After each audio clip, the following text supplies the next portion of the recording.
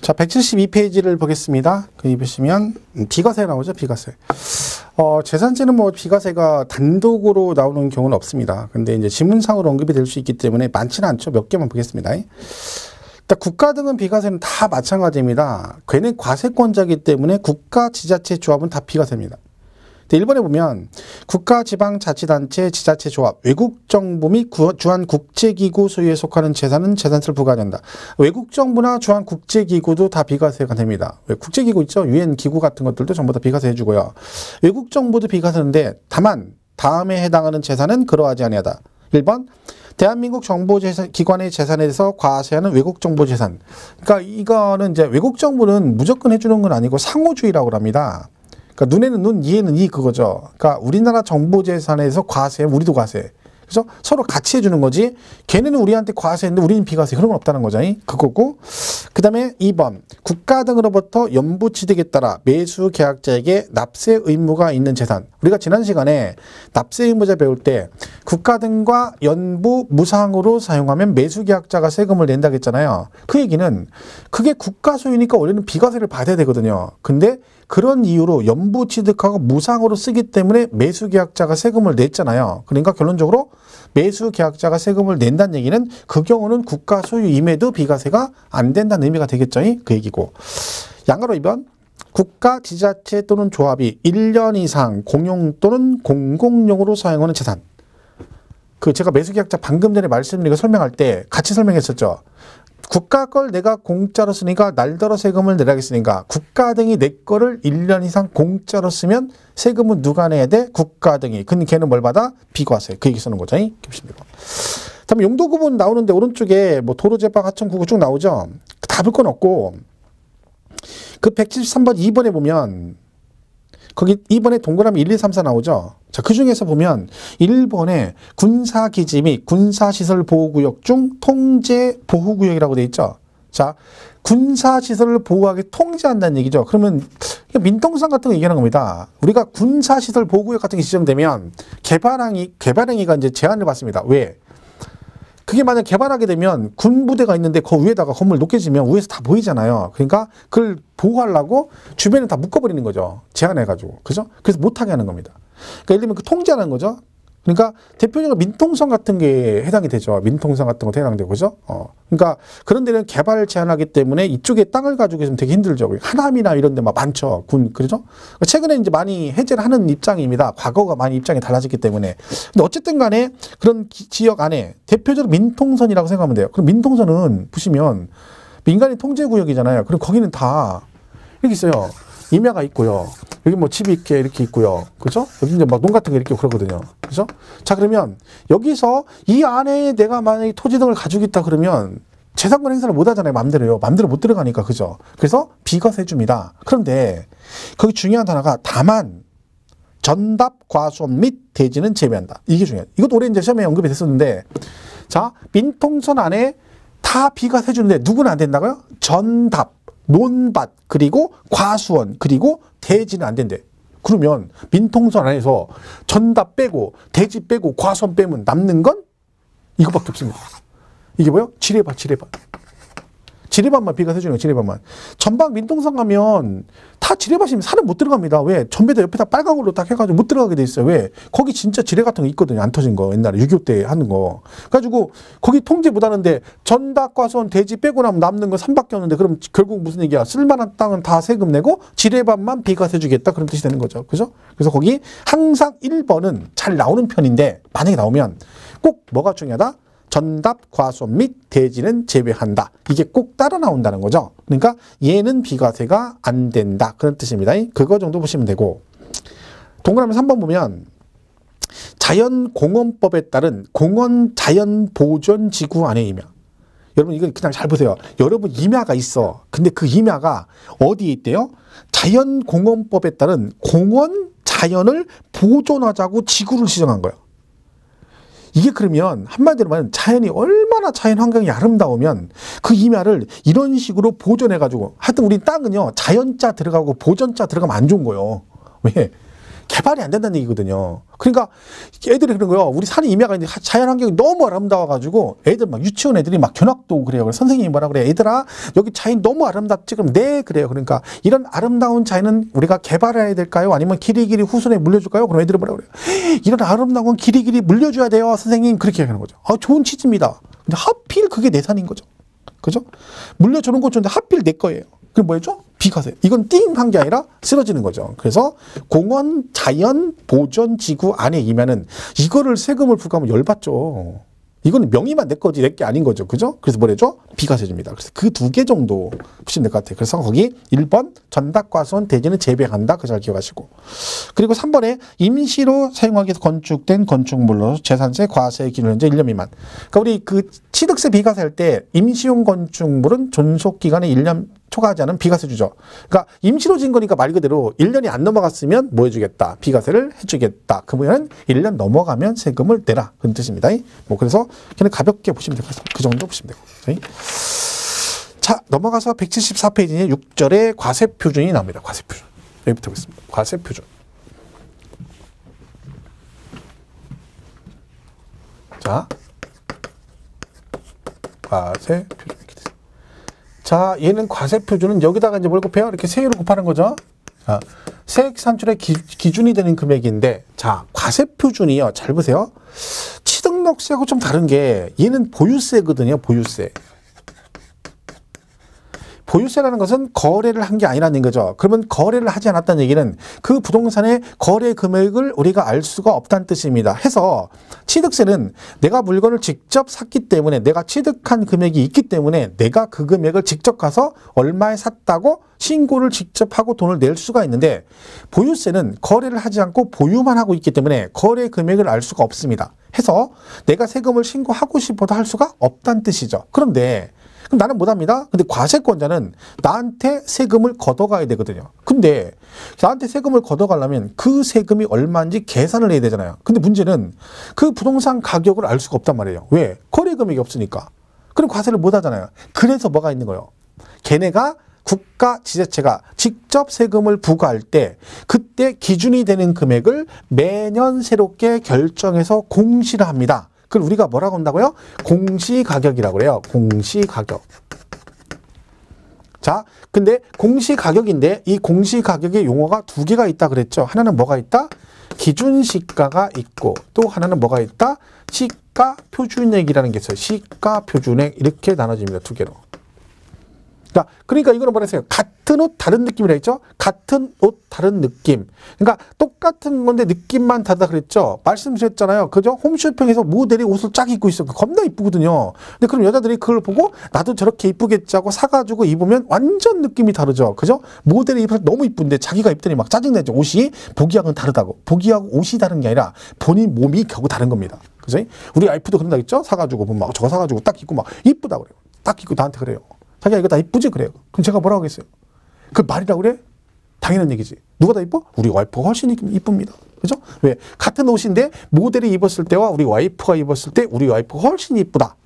라고 얘기를 해야 됩니다. 그죠? 왜? 그렇게 하면 후유증이 심하죠. 그죠? 저희 와이프가 요즘에 꿀빛 하면 저한테 뭐라고 하냐면 제가 조금 약간 삐딱하게 나가면 문을 잠가버린다고 그래. 문을 안 열어준다고 그래. 아파트 문을 안 열어준대. 그럼 안에 우리 번호키거든요. 그러니까 번호키를 바꿔버린다고 비밀번호 바꿔버린다고 맨날 협박합니다. 그 맨날 이제 하다가 지난 2달 전인가요? 뭐 농담으로 막 그러다가 내가 늦게 수업 끝나고 갔는데 아니 밖에서 딱 누르는데 안 열리는 거 문이. 왜? 비밀번호를 바꿔놨어요. 진짜로. 어이가 없어가지고 밖에 들어 얼마나 황당하던데 번호키를 2번 눌렀는데 안 되는 거야.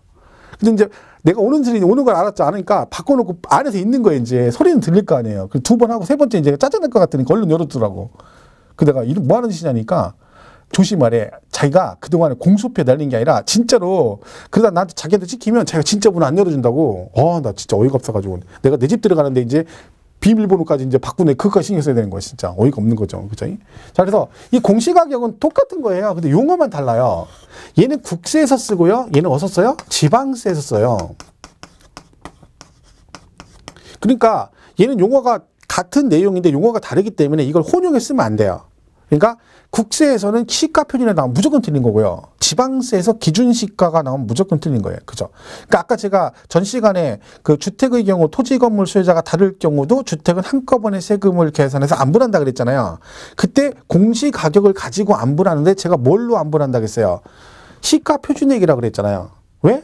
지방세인가 그래, 지방세인가. 그죠? 그걸 구분하셔야 돼요. 그러면 재산세는 과세권자가 뭘 가지고 세금을 계산한다? 이 공시 가격을 가지고 세금을 계산합니다.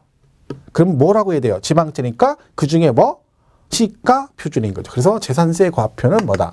시가 표준액이 과세 표준이 됩니다. 그럼 얘는 항상 언제 기준이다? 과세 기준일 현재. 그죠? 그러니까 매년 언제? 6월 1일 현재 시가 표준액으로 가는 거죠. 왜? 무조건 재산세는 6월 1일 기준이거든요. 그러니까 우리가 토지나 주택의 경우는요, 6월 1일 전에 공시가 되죠. 그죠? 주택은 4월 말, 토지는 5월 말 기준으로 공시합니다. 그죠? 그러니까 6월 1일에는 이미 올해 거 다 공시가 되는 거죠. 그러니까 올해 거 재산세는 아직 공시가 안 돼 있으니까 4월 달 말하고 5월 말에 공시된 걸 가지고 2018년도 재산세 부과를 한다는 뜻입니다. 그죠? 그래서 얘는 원칙이 뭘로 간다? 시가 표준액이다. 그런 얘기죠. 자, 근데 거기 예외가 있습니다. 여기 뭐가 있냐? 여기다 곱하기 이런 게 있어요. 공정 시장 가액 비율을 곱한다. 이런 말이 있어요. 공정 시장가액 비율.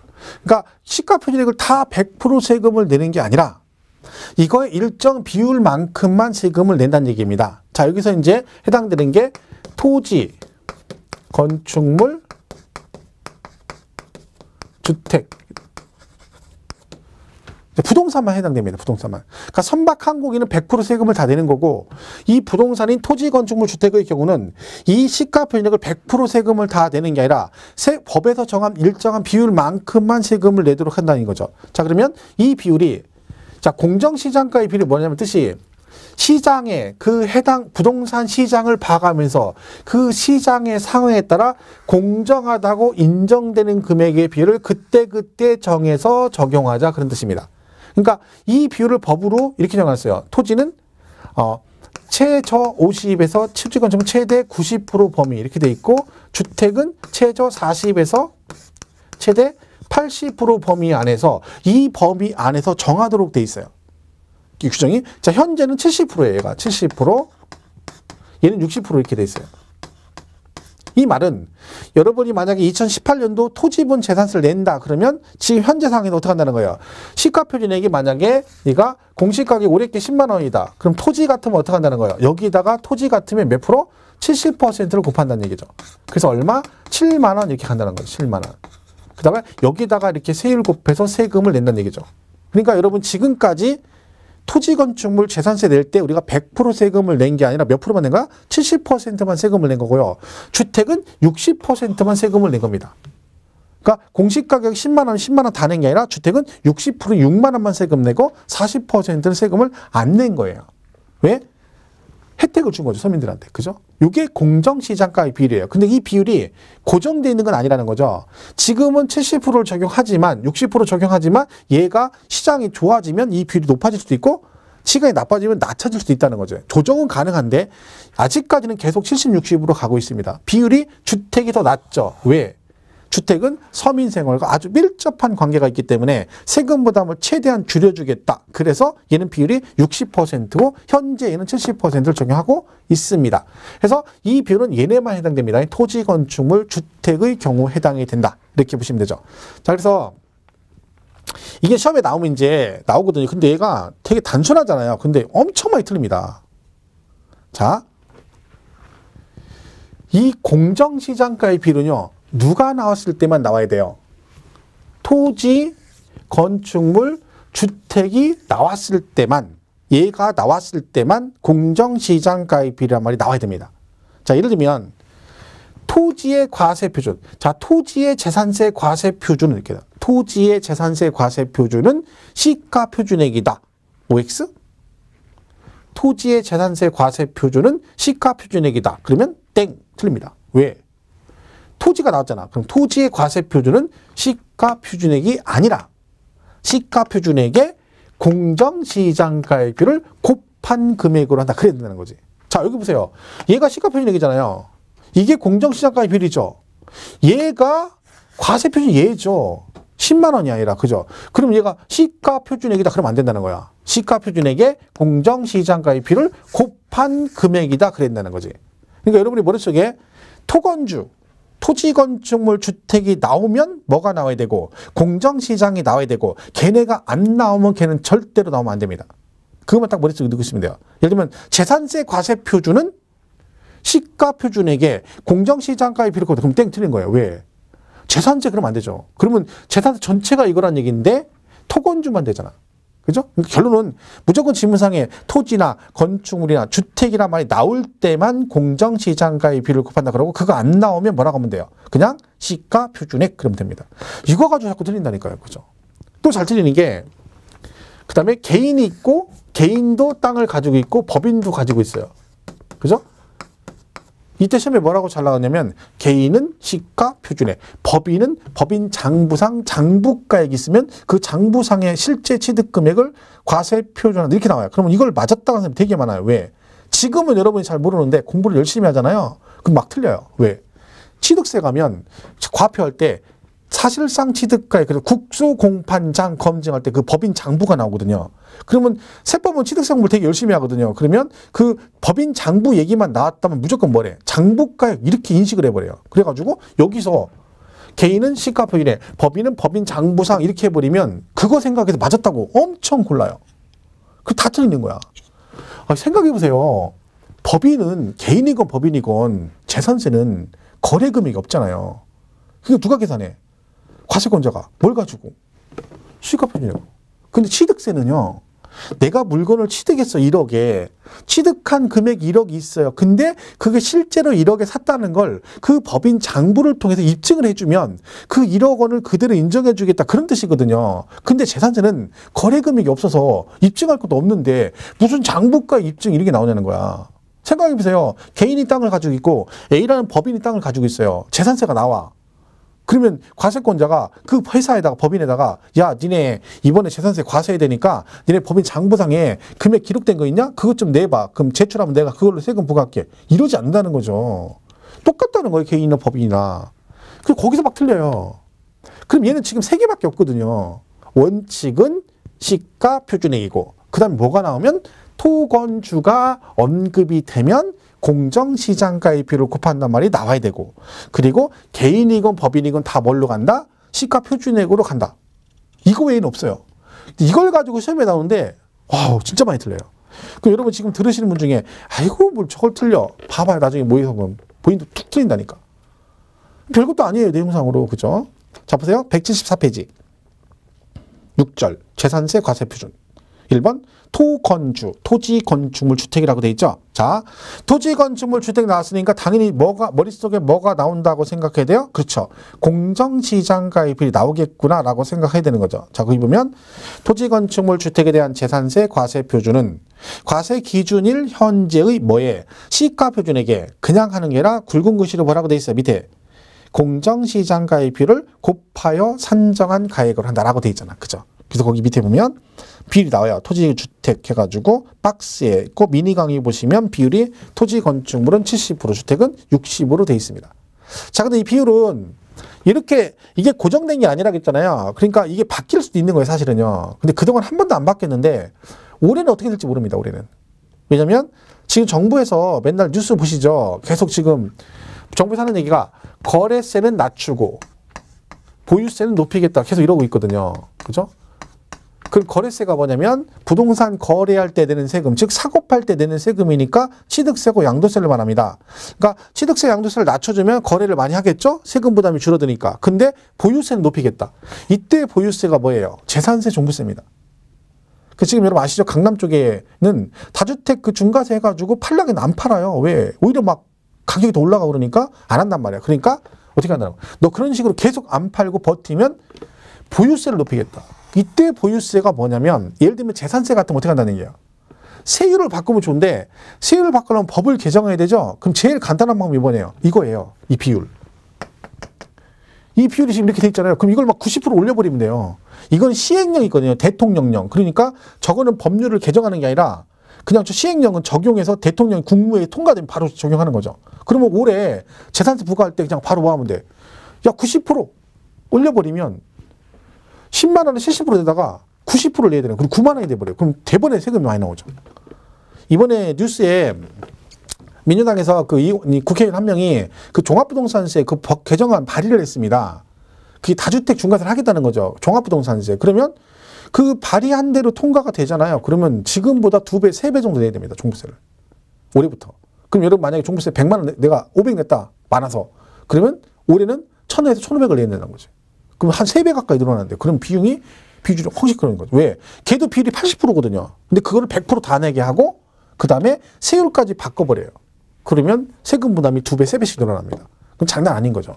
그렇게 해서 네가 팔게 만들겠다 이런 얘기죠. 지금 애매합니다. 그게 지금 막 버티고 있는 거죠. 다주택자가 내년 4월 1일 전에 팔아야 되는데 만약에 그러면 임대사업자를 내거나 팔아야 되는데 안 팔고 버티고 넘어가면 이제 그때부터는 누가 이기냐는 거죠. 버티고 있느냐. 그러니까 종부세로 가는 거죠. 재산세하고. 이 부담이 클 수 있습니다. 그죠? 그런 얘기입니다. 그래서 이 비율이 고정된 건 아니다. 그렇죠? 그리고 선박 항공기는 당연히 토지 건축물 주택이 아니니까 100% 다 세금을 내야죠. 그죠? 그래서 거기는 그냥 과시가표준액 그러시면 됩니다. 자, 정리하면 다시 말씀드리면 재산세 과표는 시가표준액이다. 원칙. 근데 토지 건축물 주택이 나오면 공정시장가의 비율을 곱한단 말이 나와야 되고 그리고 개인이건 법인이건 다 뭘로 간다? 시가표준액을 적용한다. 현재 비율은 토지 건축물은 70%를 적용하고 있고 주택은 60%를 적용하고 있다. 이렇게 보시면 되겠습니다. 자, 이렇게 보면 되고. 자, 그다음에 이제 여기다가 이제 세율 곱하겠죠. 세율. 자, 세율. 자, 세율은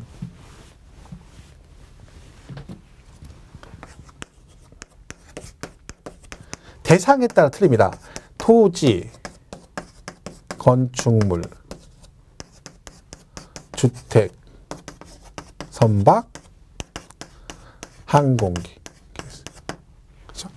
자, 선박 항공기는 어차피 뭐 부동산 아니니까 크게 신경 안 써도 되고요. 자, 세율은 보시면 돼요. 토지, 건축물, 주택 각각 세율이 다릅니다. 자, 토지는 우리가 전주에 배웠죠? 토지는 용도에 따라 분리과세가 있고, 그죠? 그다음 별도 합산이 있고, 그리고 종합합산 있다 그랬잖아요. 이렇게, 그죠? 종합합산 이렇게 됐죠. 근데 사실 얘가 세율이 고율비과세 4%, 오골계, 그리고 0.07, 0.2% 저율 이렇게 돼 있었잖아요. 그리고 별도는 누진이거든요. 0.2에서 0.4% 이렇게 돼 있고 종합은 0.2에서 0.5% 이렇게 돼 있어요. 이게 이제 세율이거든요. 토지는 세율이 나오면 맞추기 어려워요. 왜냐면 저거 맞추려면 우리 전에 분리별도 종합했잖아요. 교재 봤죠? 그거 다 외워야 되거든요. 그거 어떻게 외워요? 옛날 시험에 어떻게 나왔냐면 염전, 염전. 세율을 물어봐, 세율. 근데 염전이래. 그럼 염전이 세율이 몇 프로인지 알려면요. 걔가 이 세 개 중에 분리과세에 들어가고 그 중에서도 저율 분리과세에 들어가는데 그 중에서도 0.07%인데 뭐다? 0.2%인데 주택 산업 공급용 토지 해가지고 막 30몇 개 나온 거 있죠. 그 중에 2번에 있는 거예요. 그러면 그거를 맞추는 게 진짜 어렵죠. 그 토지가 세율이 나오면 거의 못 맞춰요. 그죠? 재작년인가 나왔었어요. 토지 재산세 세율이. 근데 그때는 그나마 좀 쉽게 나온 거죠. 세부적인 얘기는 안 물어봤으니까. 그러니까 주로 얘가 많이 나오는 건 드물어요. 주로 되는 건 이거예요. 건축물하고 주택이에요. 그러니까 여러분은 뭐는 알고 가야 돼? 이 건축물 세율하고 이 주택의 세율은 기억을 하셔야 됩니다.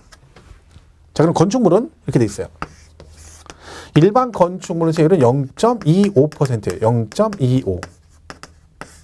그냥 일반 건축물 상가 사무실 이건 0.25%라고 생각하면 되는 거죠. 자, 근데 여기 뭐가 있냐면 시 지역 이상의 주거 지역 등에 공장이 있다. 이때 이 공장 건축물은 세율이 어떻게 되느냐 그 얘기죠. 자, 시 이상 지역이죠. 일반시, 특별시, 광역시에 주거지역 등의 공장이 왔다. 혹시 기억이 안 나시겠지만 우리 그 분리별도 종합할 때 공장 용지는 분리과세 대상이거든요. 근데 그 공장이 공업지역이 아닌 주거지역 등에 있으면 원래는 종합을 해야 되는데 생경 공장이니까 별도 합산해 준다고 했어요. 그러면 이 공장 건축물은 그럼 세율이 어떻게 되냐? 자, 여러분, 주거지역은 용도지역이 집을 짓고 사는 거거든요. 그죠? 근데 여기 공장에 오면 안 되잖아요. 근데 왔네요. 그러니까 이 공장 건축물은 여기 오면 안 되는데 왔기 때문에 이거를 그대로 못 가고 이거의 2배 해가지고 얼마? 0.5%로 갑니다. 그러니까 이거는 키포인트가 뭐예요? 주거 지역 등의 공장이 왔다. 왜?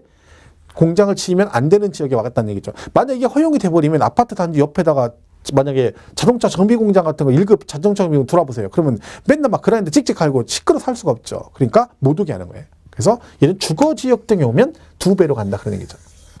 그리고 또 뭐 있냐면 과밀 억제 권역 여기 있어요. 여기서 공장을 신증설했다.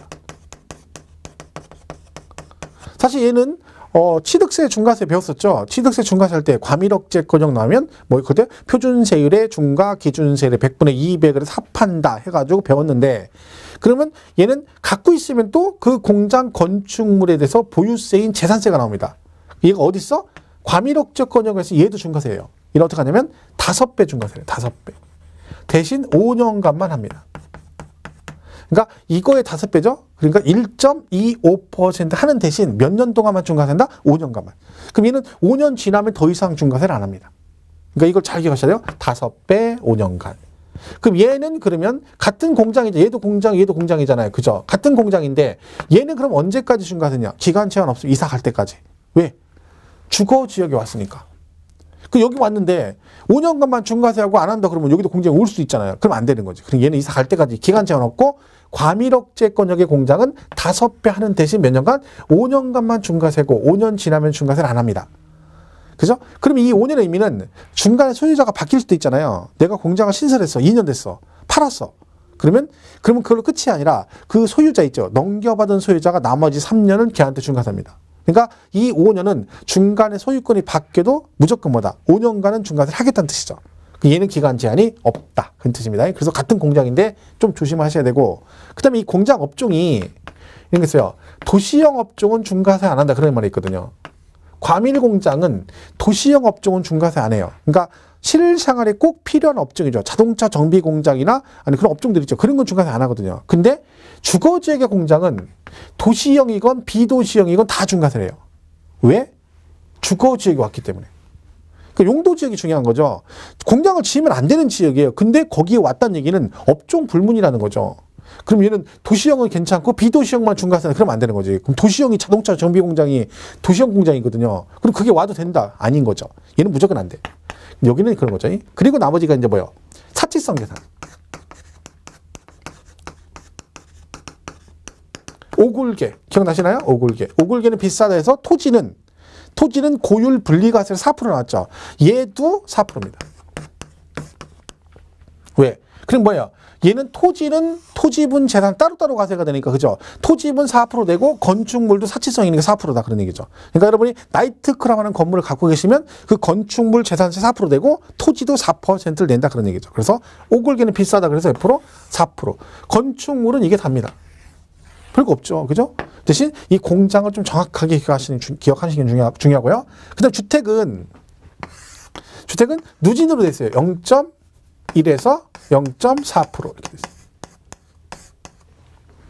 누진세율이 돼요. 자, 이때 조심할 건 얘는 고급주택도 여기 포함됩니다. 자, 고급주택이 사치성이잖아요. 그죠? 근데 고급주택 중과세 없다는 걸 꼭 기억하셔야 돼요. 이거 시험에 여러 번 나왔어요. 그래서 잘못하면 우리가 별골 5선주에서 취득세 중과세 할 때 별골 5선주 고급주택은 사치성 재산이거든요. 그러니까 재산세도 중과세 한다 그러면 맞았다 그런 경우가 되게 많거든요. 시험에 여러 번 나왔어요. 틀립니다. 조심해야 돼요. 그러니까 재산세는 취득할 때는 고급주택을 취득해서 취득세는 중과세가 되는데 갖고 계시면 고급주택이라고 따로 중과세는 없다는 거죠. 그냥 똑같이 뭘로 가? 누진으로 갑니다. 시험에 뭐라고 나오냐면 이렇게 나와요. 고급주택은 1000분의 40. 그리고 일반 주택은 누진세를 치르고 이렇게 나와. 그럼 땡 틀린 거예요. 그죠? 일반이건 고급주택이건 다 누진으로 간다. 이건 잘 기억하셔야 돼요. 많이 틀려요. 그죠? 그리고 별장. 별장도 4%. 자, 이건 얘 사치성이잖아요. 그죠? 그럼 얘는 뭐 기억하셔야 돼? 이 별장은 과세 방법이 누구랑 똑같다? 주택하고 똑같다.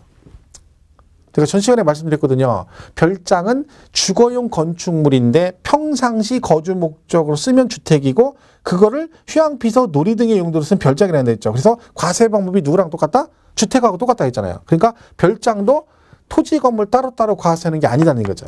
근데 둘이 뭐만 틀려? 세율만 틀려요.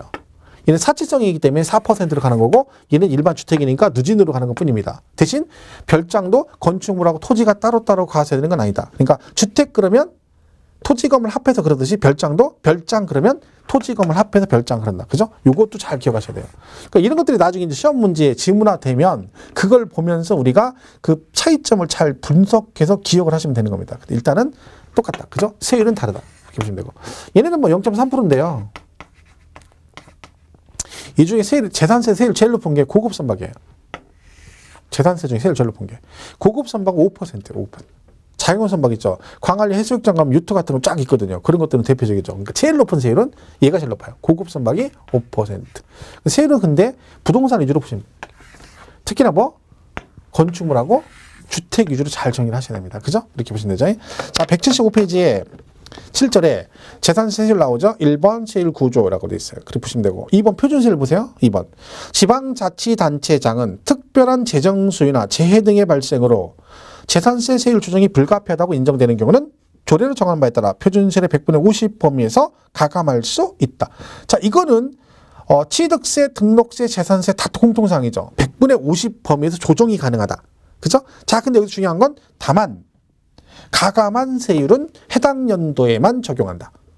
그러니까 만약에 재산세를요 가감 조정해서 올해 세율을 낮췄어요. 그러면 그걸 가지고 내년 후에 뭐 5년 동안 이렇게 아니라 올해 적용했으면 그거는 올해만 적용하고 내년에 다시 하고 싶으면 내년에 다시 조례로 정해라는 얘기입니다. 그래서 이게 시험에 뭐라고 나왔냐면 가감 조정한 세율은 5년간 적용한다 이렇게 나온 적이 있어요. 땡 틀리고요. 아니고 그 해에만 적용할 수 있다.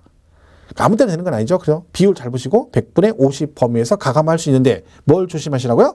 가감한 세율은 해당 연도에만 적용한다. 그러니까 이걸 뭐 5년간 적용한다. 뭐 2년간 이렇게 하면 틀린다는 거죠. 그 해에만 적용할 수 있다. 내년에 하려면 다시 조례로 정해라. 그런 뜻입니다. 그래서 그거 잘 보시면 되고. 3번 과세 대상별 표준세율 나오죠. 그래서 거기 보면 종합 나와 있잖아요. 종합. 1번 종합합산 대상 토지 그랬고 그 다음에 넘어가면 뭐 별도 합산 나오고 이렇게 나오는데 그 세로 일부러 외울 건 없습니다, 여러분. 무리해가지고 그죠? 토지는 근데 이 큰 제목만 기억하면 세부적인 내용 필요 없죠. 근데 얘는 이렇게 돼 있고 여기는 누진세율이거든요. 누진세율 그죠? 누진세율 그죠? 이게 비례세율이고 얘가 뭐예요? 누진세율이에요. 그러니까 비례세율은 과세표준 크기와 상관없이 세율이 항상 일정한 걸 말하고 누진은 뭐라 그랬어요? 과세표준이 커지면 세율도 같이 높아지는 걸 뭐라 그래? 누진세율 그래요. 재산세는 누진이 딱 3개가 있어요. 뭐 별도 합산, 종합 합산, 주택. 요 3개가 누진세율이에요. 3개가. 요 3개만 누진이고 나머지는 다 비례세율로 돼 있어요. 그러니까 토지는 분리하고 그러니까 별도 합산하고 종합 합산 대상 토지가 뭘로 돼 있어? 누진세율 구조로 돼 있죠. 이렇게. 그리고 주택. 그죠? 주택도 누진으로 돼 있다. 요 3개만 누진이고 나머지는 전부 다 분리과세로 돼 있습니다. 잠시만요. 자, 그럼 거기 보시면 세율 잘 보세요. 1번 종합 합산 대상 토지라고 돼 있죠. 자, 우리 세법은 잘 보세요. 재산세는요, 얘가 특징이 뭐냐면 이게 됐어요. 물건별 과세라고 그래요. 무슨 얘기예요? 그러니까 그 부동산 각각 하나하나에 대해서 과세한다는 얘기죠. 그러니까 여러분 예를 들면 만약에 뭐 강남구에 아파트 세 채를 가지고 있다. 본인 명의로. 그죠? 그럼 본인 명의로 된 세 채가 그럼 재산세 과세할 때 만약에 10억짜리 세 채다. 그러면 재산세 과세할 때 본인 거니까 그 세 채 합해 가지고 30억 이렇게 해서 세금을 과세하는 게 아니라 따로따로 계산해요. 주택 한 세 채면 각각 따로따로 계산한다는 얘기죠. 그게 원래 원칙이에요. 물건별 과세. 근데 여기에 예외가 있어요. 예외적으로 재산세가 뭐가 있어? 합산하는 게 있어. 합산. 다 각각 계산하는데 예외적으로 합산하는 게 2개 있습니다. 뭘까요?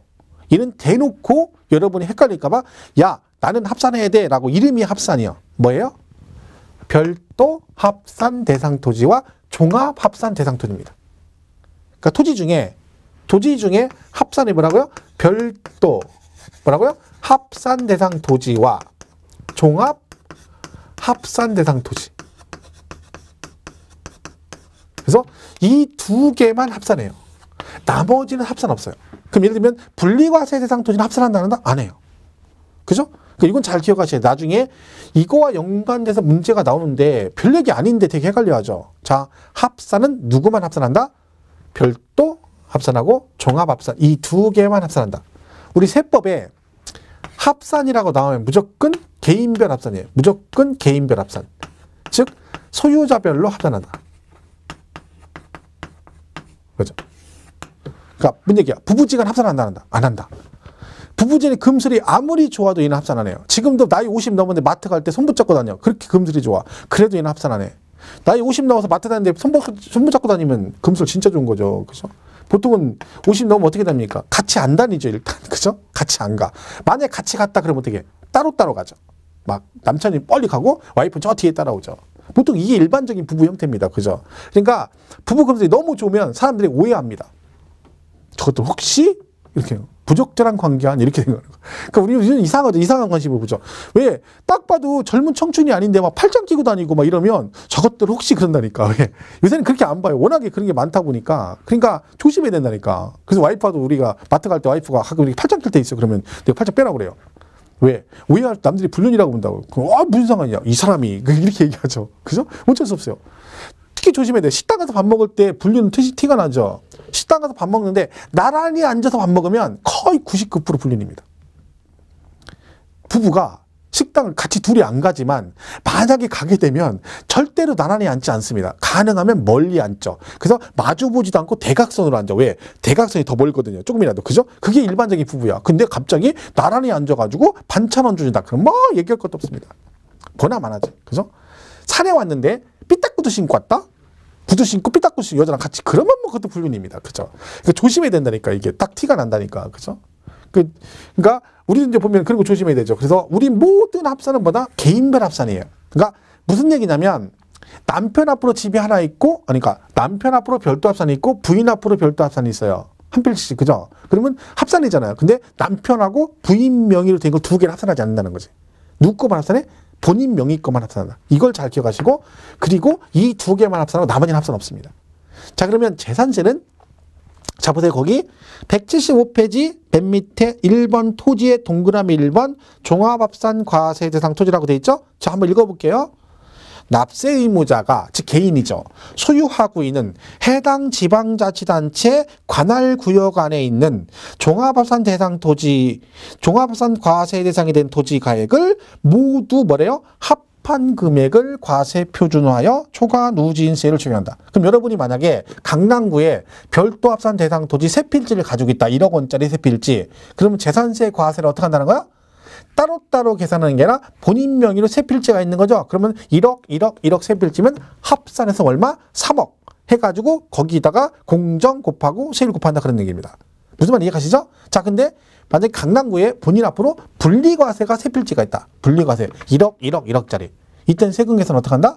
따로따로 계산한다. 1억 곱하기 세율, 1억 곱하기 세율, 1억 곱하기 세율 이렇게 한다는 얘기죠. 근데 뭐만 합산한다는 거야? 별도 합산하고 종합 합산은 본인 명의로 돼 있는 거는 뭐 한다? 합산을 한다. 근데 거기 보면 해당 지방자치단체 관할구역에 있는 이랬죠? 이 말은 무슨 뜻이냐? 만약 여러분이 수원시에 별도 합산 두 필지가 있고요. 본인 명의로. 그다음에 안산시에 별도 합산 두 필지가 있어요. 본인 명의로. 근데 토탈 네 필지를 가지고 있는 거죠? 근데 별도 합산이잖아요. 합산해야 되잖아요. 자, 이때 수원에 있는 두 필지와 안산에 있는 두 필지, 네 필지를, 그 네 필지를 같이 합산하느냐? 이 얘기입니다. 아니다. 왜?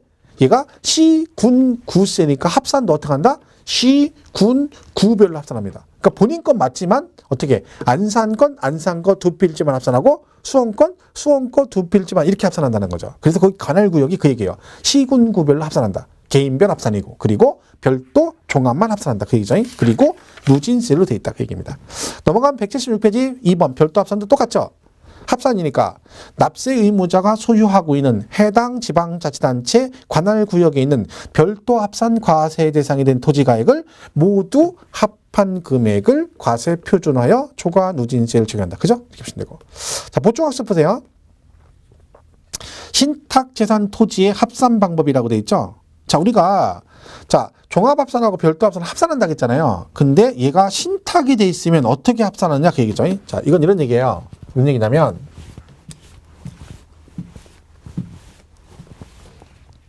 자, 갑을 얘가 신탁을 했어요. 그죠? 얘를 아까 위탁자라고 한다 했죠? 위탁자. 그걸 얘를 뭐란다? 수탁자라고 그래요. 근데 얘가 A하고 B라는 토지를 가지고 있어요. 그죠? 별도합산 이렇게 돼 있어요. 자, 이거를 갑 건데 갑이 얘한테 신탁을 했어요. 그래서 명의가 일리 넘어간 거죠. A, B. 자, 그럼 얘가 이제 합산이잖아요. 그러면 세금 계산 어떻게 해야 돼요? 이거 두 개 합산해야 되잖아요. 그런데 을 있죠, 을. 을이 C하고 D라는 토지를 가지고 있어요.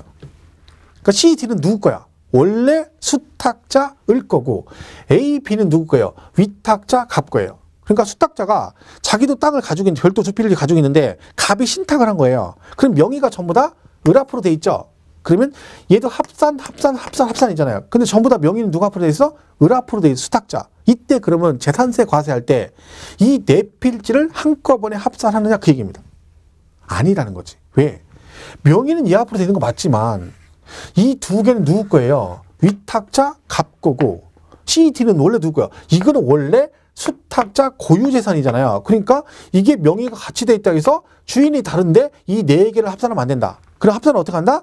따로따로 합산한다는 거예요. 얘는 얘끼리 합산하고 얘는 얘끼리 합산한다 그 얘기입니다. 자, 이번에는 병이 CET가 병 거예요. A, B는 갑 거고 그러면 갑도 얘한테 신탁할 수 있고 병도 신탁할 수 있겠죠. 그래서 같이 신탁을 했어요. 근데 얘도 합산이에요. 그럼 명의가 또 얘 앞으로 돼 있죠? 자, 그러면 이때 A, B, C, D 다 합산합니까? 아니죠. 왜? 명의는 얘 앞으로 돼 있는데 이건 누구 거고 위탁자 갑 거고 이건 위탁자가 누구요? 병이잖아요. 주인이 다른 원주인이 그죠? 그러니까 당연히 위탁자별로 따로따로 합산하는 거지 이걸 전체 합산하는 건 아니다. 그 얘기입니다. 자, 한번 읽어볼게요. 그 부총학습 신탁재산 토지 합산 방법. 신탁법에 따른 신탁재산에 속하는 종합합산 과세대상 토지 및 별도합산 과세대상 토지의 합산 방법은 다음 각호에 따른다. 1번 신탁재산에 속하는 토지는 수탁자 고유재산에 속하는 토지와 서로 합산하지 아니한다. 얘가 이 재산이 위탁이 돼 있어도 이게 수탁자 고유재산일 때는 얘랑 가지고 서로 합산하지 아니한다 그 얘기고 2번은 위탁자별로 구분되는 신탁재산에 속하는 토지는 자 이거는 위탁자가 갑이고 이거는 위탁자가 병이죠. 그러면 위탁자가 서로 다르면 그 얘기입니다. 그럼 어떻게 한다? 위탁자별로 각각 합산해야 된다. 그죠? 이렇게 보시면 되겠습니다. 자, 분리가산 합산 없습니다. 자, 이렇게 보시면 되고. 자, 건축물 2번. 시군 내 수호자는 각각의 건축물을 과세 기준을 현재 사용한 용도량에 따라 다음과 같은 건축물로 구분하여 비례세를 적용한다. 그래서 일반 건축물은 0.25%, 1000분의 2.5. 오른쪽 2번. 주거지역 내 공장 건축물. 주거지역에 오면 안 된다겠죠? 그러니까 2배에서 얼마?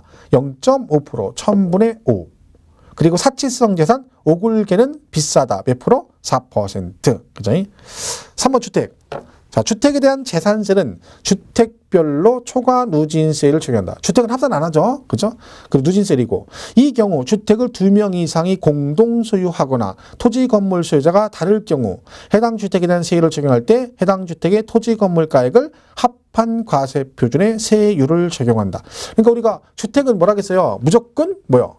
토지 건축물 따로따로 하지 않고 토지 건축물을 합한 금액에다가 세율을 곱한다. 그런 얘기죠. 그러니까 여러분이 주택을 공동 소유하거나 아니면 토지 건물 소유자가 달라도 우리가 했었잖아요. 납세의무자 할 때. 그죠? 이 얘기잖아요. 이렇게 주택이 있는데 요게 갑을 이렇게 돼 있거나 이거를 갑을이 뭘 하고 있거나 공유하고 있거나 세금 계산 어떻게 한다?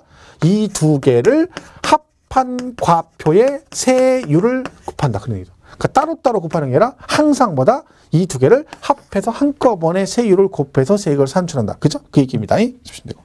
이러한 주택은 과세 기준을 현재 사용한 용도에 따라 일반 주택과 별장으로 구분하여 세율을 적용한다. 그러니까 주택과 별장의 차이는 결국 뭐예요? 용도에 따라.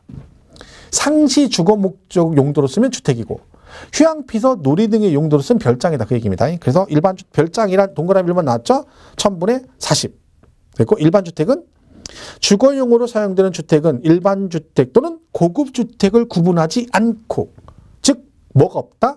고급 주택 중과세 안 한다는 걸 꼭 기억하시면 돼요. 그 시험에 엄청 나온다 했죠. 잘 보시면 돼요. 그리고 선박 항공기는 거의 다 있죠. 고급 선박이 제일 비싸요. 5%. 나머지 0.3%인데 외울 필요 없다.